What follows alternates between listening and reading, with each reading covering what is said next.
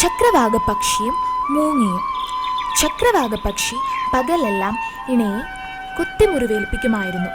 രാത്രികാലങ്ങളിലാകട്ടെ പകൽ ഇണയെ വേദനിപ്പിച്ചതോർത്ത് വാവിട്ട് കരയുകയും ചെയ്യും. ഇതൊരു പതിവായിരുന്നു. ഒരു നാളിൽ രാത്രിയിൽ ഇങ്ങനെ കരഞ്ഞുകൊണ്ടിരുന്ന ചക്രവാകപക്ഷിക്കടുത്ത് ചെന്ന് മൂങ്ങ ചോദിച്ചു, നീ എന്തുകൊണ്ട് ദിവസവും ഇങ്ങനെ പകൽ ഇണയെ വേദനിപ്പിച്ച ശേഷം രാത്രിയിൽ അതോർത്ത് കരയുന്നു? ഒന്നെങ്കിൽ നീ ഇണയെ വേദനിപ്പിക്കാതിരിക്കുക, അതിന് നിനക്ക് കഴിയില്ല എങ്കിൽ മറ്റു പക്ഷികൾക്ക് ശല്യമാകാത്തക്ക വിധം ഇങ്ങനെ കരയാതിരിക്കുക. ചക്രവാകപക്ഷി മറുപടി പറഞ്ഞു, രാത്രികാലങ്ങളിൽ പകൽ ഇണയെ വേദനിപ്പിച്ചതോർത്ത് ഞാൻ കരയുമ്പോൾ മേലിൽ ഇണയെ വേദനിപ്പിക്കില്ല എന്ന് ഞാൻ തീരുമാനമെടുക്കുന്നു. എന്നാൽ സൂര്യൻ ഉദിച്ചു കഴിയുമ്പോഴാകട്ടെ ആ തീരുമാനത്തെക്കുറിച്ച് ഞാൻ ഓർക്കുന്നും കൂടിയില്ല.